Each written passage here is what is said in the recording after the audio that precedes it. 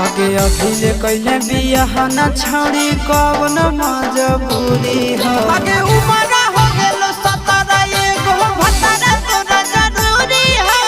उमरा हो गेलो 17 एगो भतारा तोरा जरूरी हो।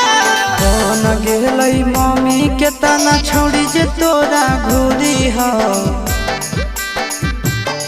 आगे बन गेलै मम्मी कतना छौड़ी जे तोरा घूरी हो। उमरा हो गेलो 17